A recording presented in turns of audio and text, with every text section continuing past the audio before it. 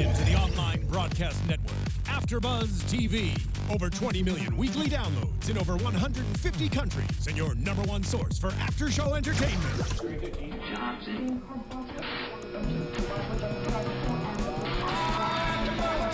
AFTERBUZZ TV, the destination for TV superfans. Producing after-shows for over 300 of your favorite TV shows.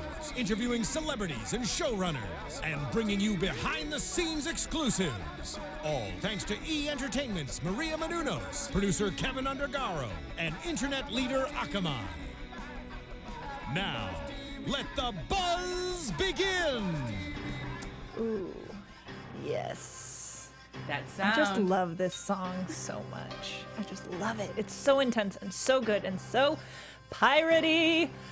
All right, AfterBuzzers, welcome to another Black Sails after show. Tonight we're talking season 3, episode 5, XXIII, aka whoa, that's a lot of letters. 23. All right, I am your host, Lauren Salaun, and I'm joined tonight by Nadine, Della, Pelle. Hello. Hey, Lauren. Hey, girl. Keaton's not here tonight, but we are holding down the fort. Where can everybody find you online? Online, I can be found online at Nadine, DP, and the number 3.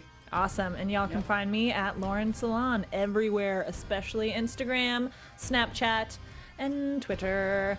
All right, so what especially those 3. those are my main focuses, but I'm everywhere else too. Good to know.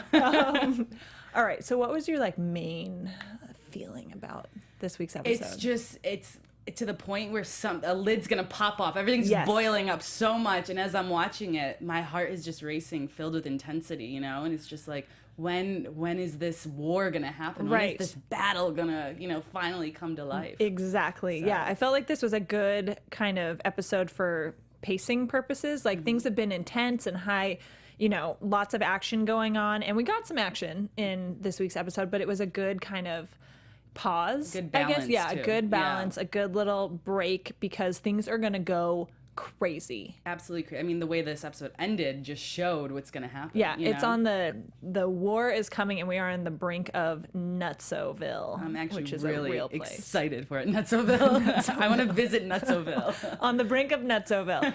Yeah, I am really excited about it. I thought this was I loved kind of the politicalness of this episode and all the kind of negotiations. I thought it was super fun. It was awesome. And I think the fact that now Eleanor is back on the island, and the fact that she came face to face with Max again, which we'll talk about later. She came face to face with that, so it's like two different worlds again colliding together. You know? Exactly. So before we dive into more of the specifics, guys, we told you about this last week, and I need to just say it because I am so hungry right now, and I'm just thinking about how I need to tell you guys about Blue Apron. It's making me even more hungry. But Blue Apron. So if you know how to cook and you like to cook, check it out, for one, because you get custom meals delivered to your door for less than $10 a meal, and you get all the fresh ingredients, instructions for how to make it. Everything can be made in 40 minutes or less.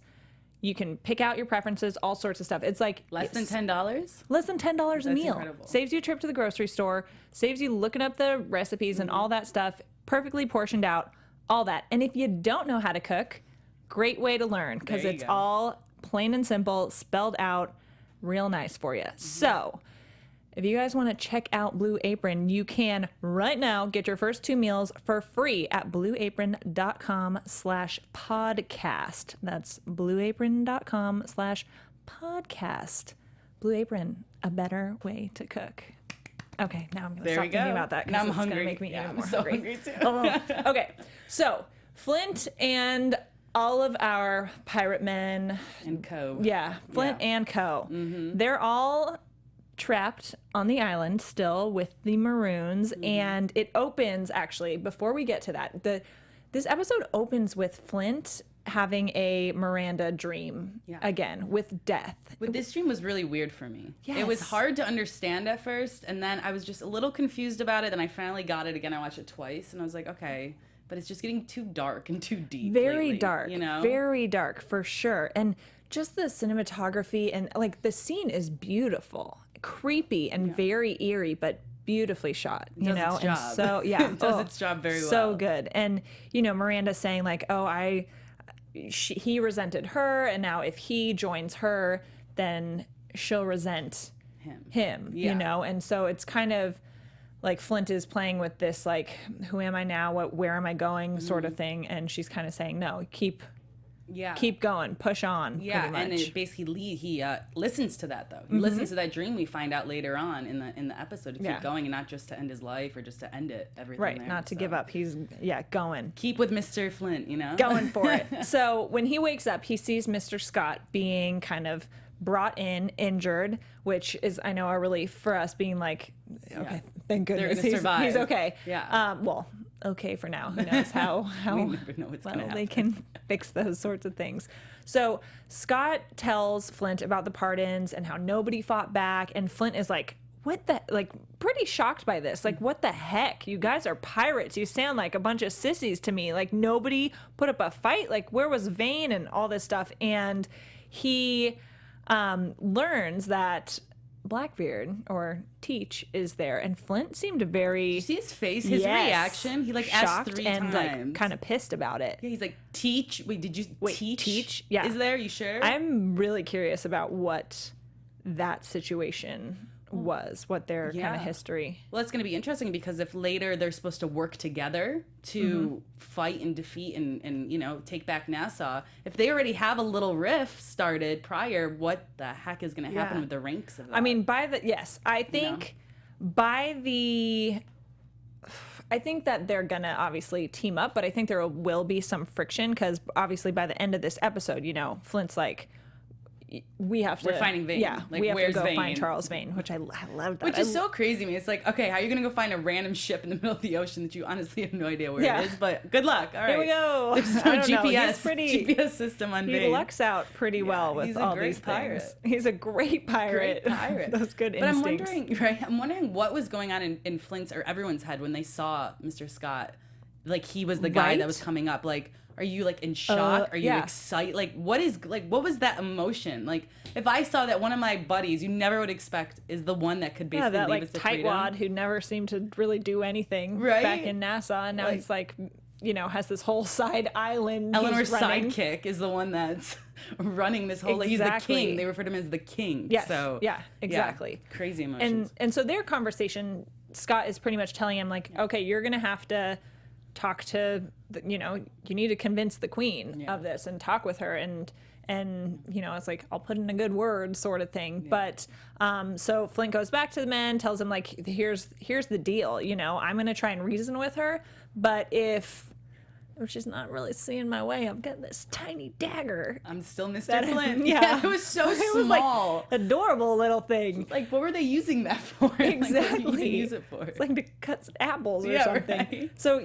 he, you know, he's not against threatening her life. You know, if he's like, oh, if I get close enough to her, then I will have to do it by force. If needed. Yeah, exactly. But it's just, in that moment there, it was like, am I gonna be Mr. Flint? Am I gonna be like the typical Flint and like actually try to get us out of this, or am I just gonna give up? Because knowing killing her is just gonna make him die, you know, at the end, basically. So I mean, I'm struggling with that.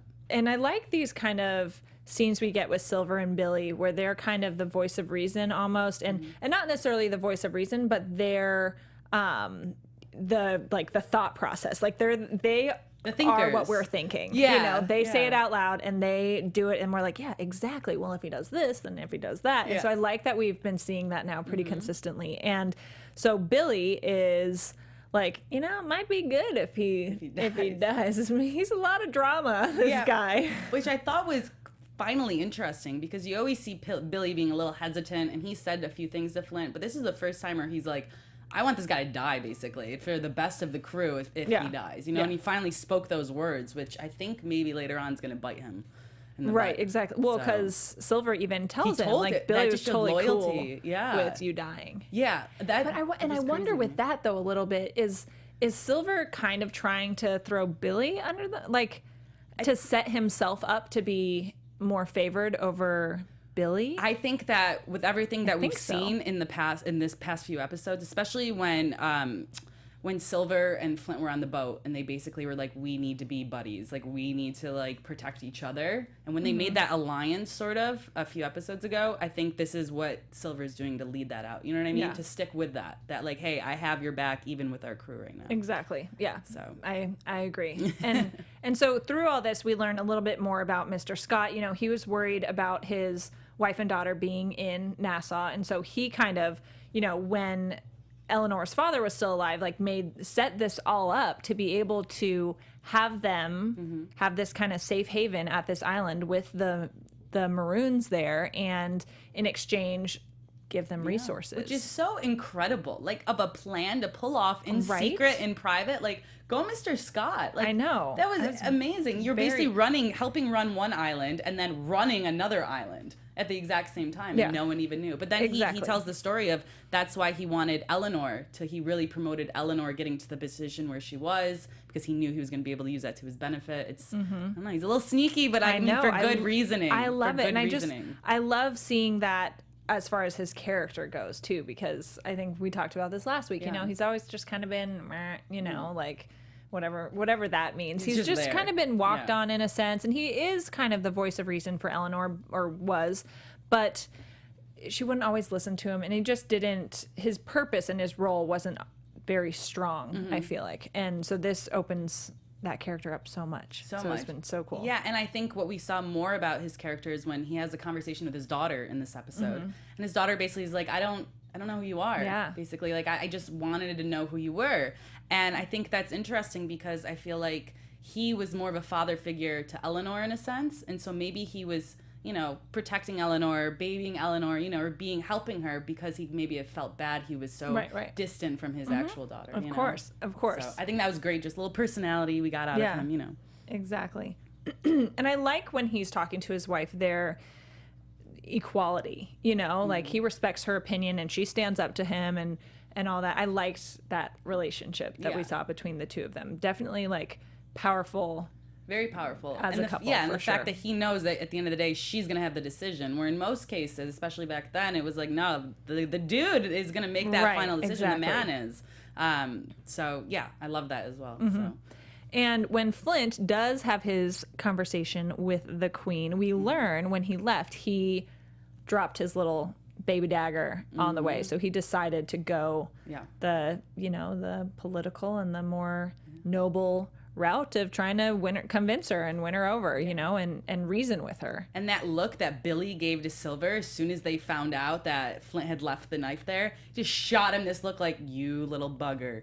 You said something. I know it was you. Exactly. If I was Silver, I would have just backed up slowly. I know, right?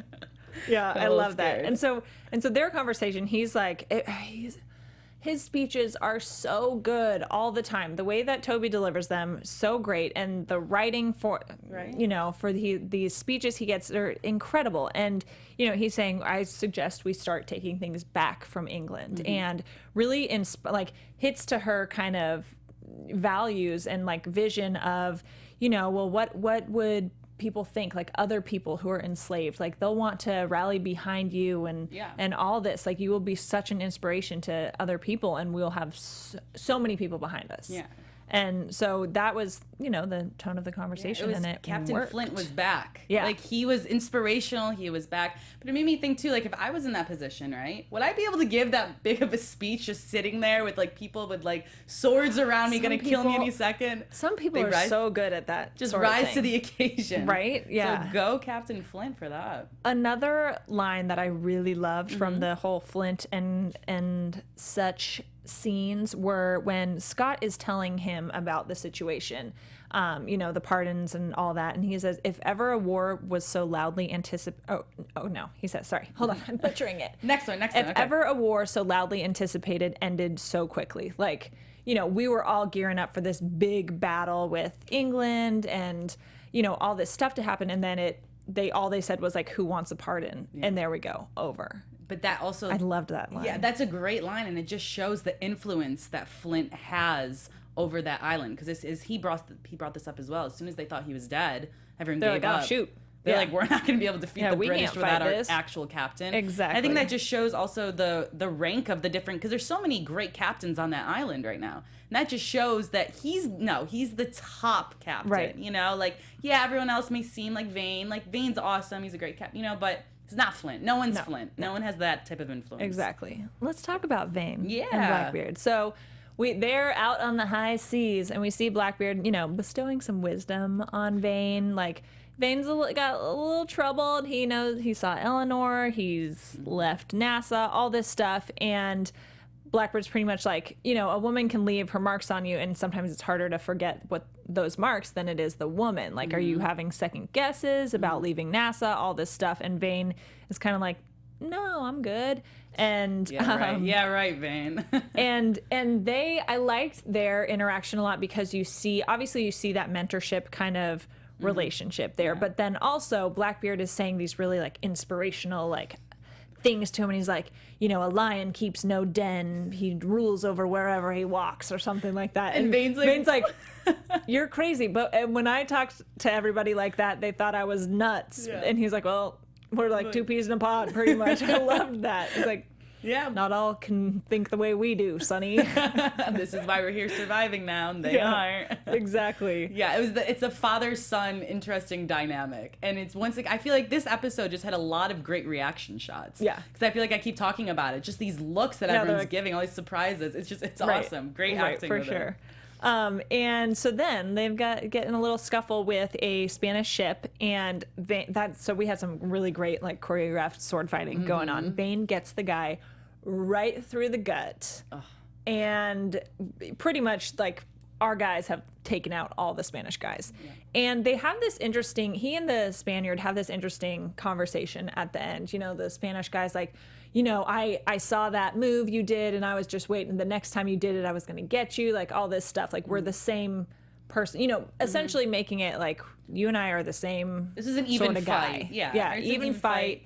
The tables could have been turned, and it would have been the same situation. Like, we're both doing the same thing for the same reasons. And he pretty much, and he says, you know, what does he say? He talks about like how money makes, he said something about money makes us sheep, basically. And so they're all You'll do anything for money. Yeah, they're getting kind of brainwashed by their greed, essentially, and throwing everything away, you know. And this man who's dying has kids and a wife and all this stuff. And so I don't know if it really affected Vane that much. Like, it didn't seem like it necessarily, but he was staying in that conversation. Yeah, I think it didn't. I think it brought him more to life, the fact that, like, you're going onto a ship, you're killing strangers. Vane doesn't want to, I don't think anyone really just wants to kill to kill. You're killing because you want to stay alive, one, and because you're a pirate and you want money. And so, yes. So when he's sitting there, he's not going to hurt me. Like, if I'm Vane, I'm standing over you, he's dying, he's not going to hurt me. I don't really want to kill the guy. So, yeah, I'll give him a glass of rum. I'll hear his story. I'll get it. But, yeah, then I'm going to go when Blackbeard calls me. It's one of those things. Where he doesn't have to do a brutal murder on him. So we do learn, though, interestingly, that there was something below the decks that seemed to be very, very important, and we don't completely know what it is or why it's super important. So, and I like how he says, you know, we're protecting a thing that vanishes before it's even known, you know. And they go downstairs and they find this soldier down there who has torn up all this paper making and like everything burned vanish stuff, and then just shoots himself in the head. That was such crazy. an intense scene. That was crazy. I mean, how they did that too. It was jumped and you saw the brains and the blood come out too. I thought that was awesome. I know they do some mean brain. Because I'm not a big like gory horror like fan, but that was just like, wow, that was brilliantly realistic. I'd assume. Yeah, it was good. I know, like when Miranda got it. Oh gosh, yeah. Let's not go back to bad memories. So we learned that they are reports and notes on the new governor, so Woodes Rogers. And so basically papers detailing what the British have planned in the Caribbean and all this stuff. So we're not totally sure what that's gonna turn into, but obviously it's not like, I think Blackbeard even says it's not helpful unless they want to invade Nassau, which they don't. But dun dun dun, interesting. there we go. Very interesting. Yeah, things may turn. And they also Blackbeard. figure out there that there is some type of spy that must have been helping them to get this. But then they kind of overlook it, and they're like, okay, whatever, cool. But I think that whole scene was just an incredible setup, because I thought we weren't gonna, find out who the spy was or anything maybe till later on, like a next episode, 2 episodes. But we do learn. We figure it out. Let's talk about that. Let's move on to Eleanor and Woods Rogers. So it's so funny because I feel like I have to say his full name all the time, because I'm like, is it Woods his first name, Rogers his first name? They're both last names. Yeah, we have two. What's happening? One's just a tree field. Normally you see like 2 first names. Like a first name is your first name and your Woods last name. Rogers. Now 2 last names is a first Smith Johnson. Yes, Smith Johnson. So they, as we predicted, they have this little, this chemistry and this tension going on, and throughout the episode we really see them bonding.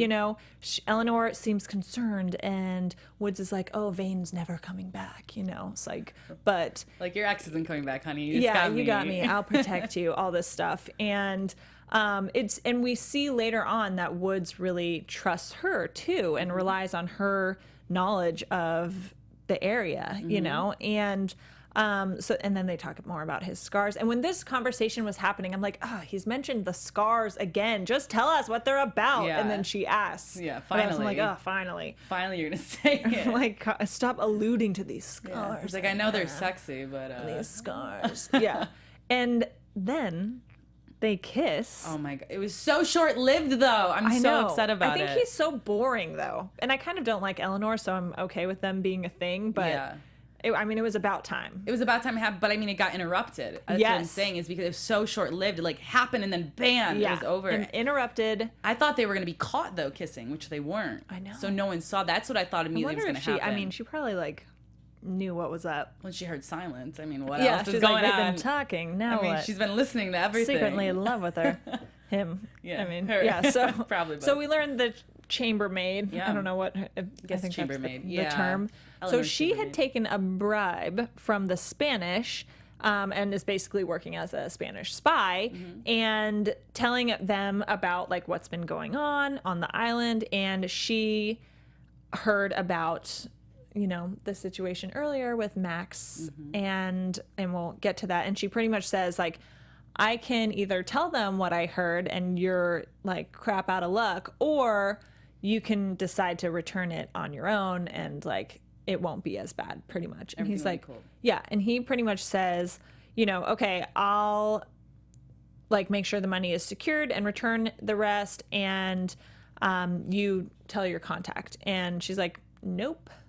Which I was like, oh, really? Uh-oh, no to it. What's happening? And she's like, yeah, based on our estimations, that's half of the amount. So they're have to go find that. They know that the gold is somewhere else. And they've only got half, and their problems are not that easily solved. Yeah. I thought this whole time that every time we saw her creeping around, every time we saw her listening, I thought she had plans to do something to Eleanor, kill Eleanor. She wanted some type of revenge. I thought it was a love revenge. Yeah. I thought that when she popped open the door, that she maybe knew that they were kissing, and she was going to confess her love to Woods Rogers. Yeah. I had this whole love story, I didn't know if she loved him, but I thought it was going to be that route. Why are you trusting her? All this stuff, and go kind of crazy. Something like that. But I thought it was going to be a daytime soap. It was just going to come out, slow music. Yeah, exactly. But she's a little sneak, that one.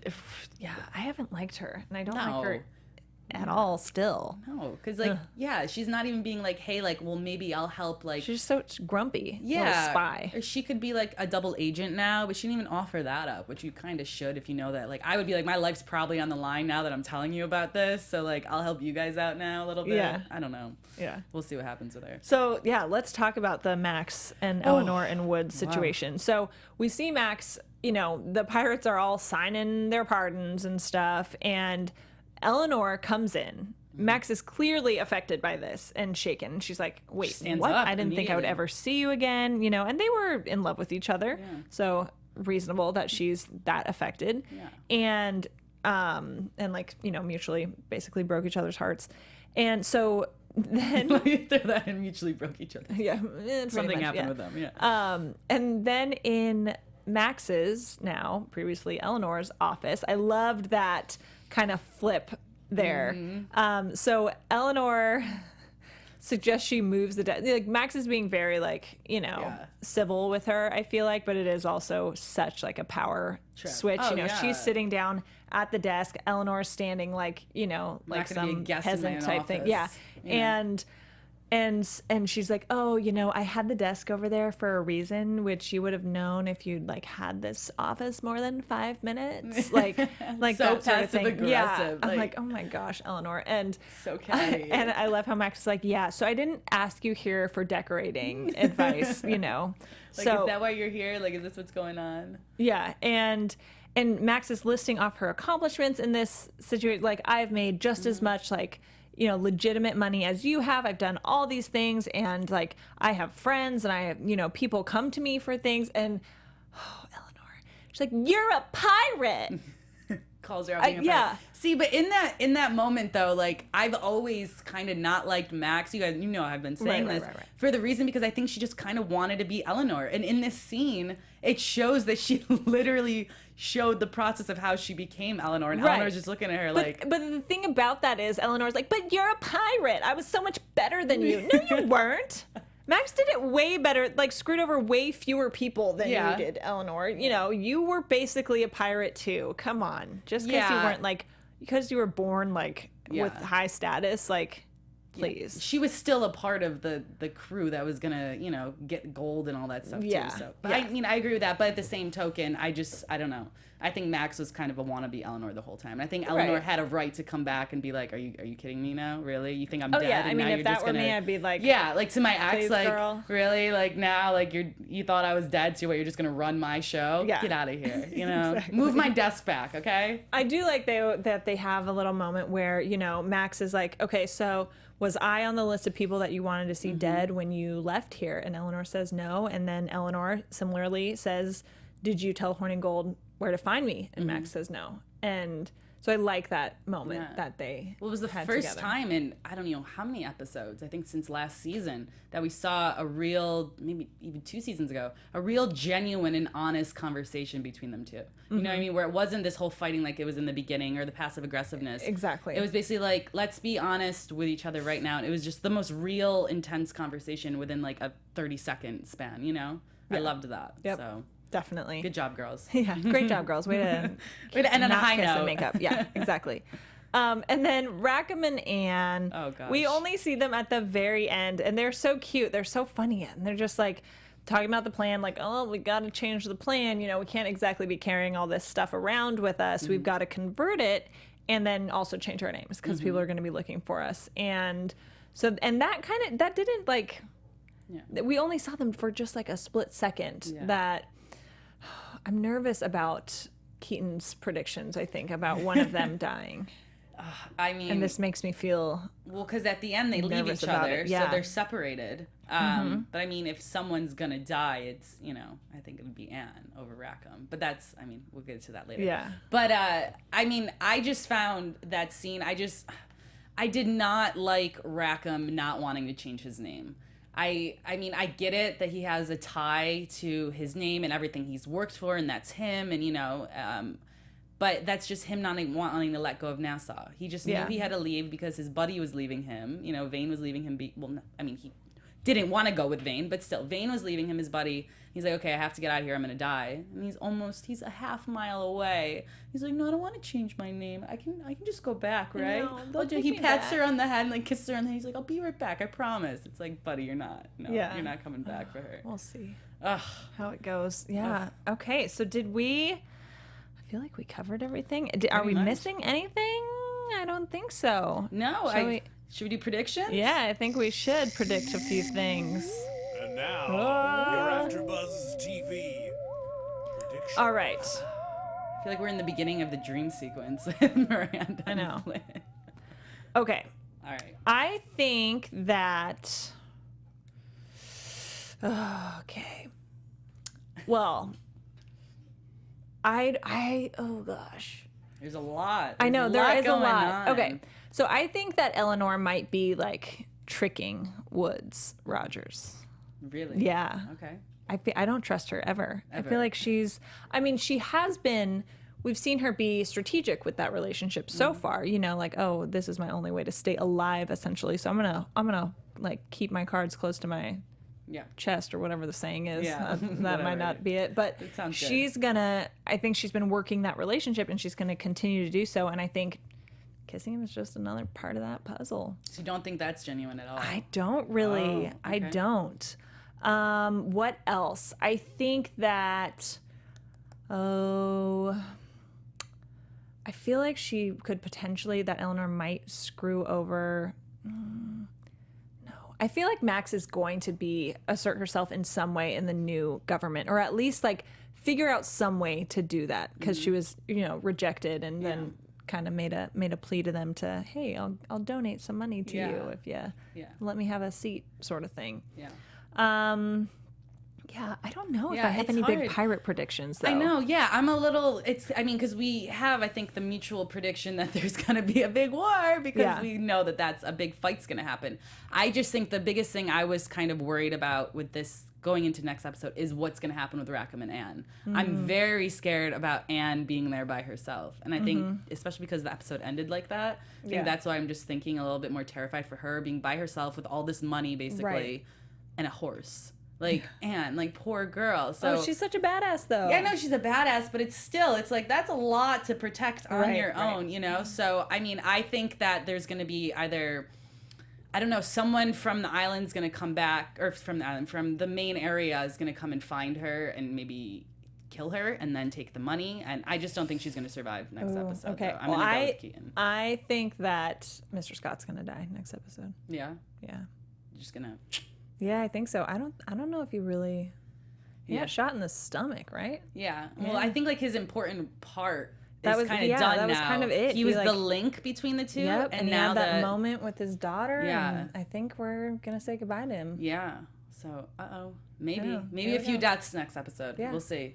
So potentially a lot of I'm excited for like the pirate mayhem to happen and to learn about what the Flint Blackbeard history is. What's gonna I think the last 3 episodes of this season are gonna be so intense and so just like mind blowing, and we're gonna have a lot of conversation about it. So stay tuned. Yeah, exactly. All right, I think that wraps us up for the evening. All y'all out there, thanks so much for tuning in with us this week. You can catch us next week, same time, right here on AfterBuzz TV. Be sure you guys are subscribed to us on YouTube, youtube.com/AfterBuzzTV. You can also catch all of our after shows, including this one and all the others that we do, on iTunes and SoundCloud as well.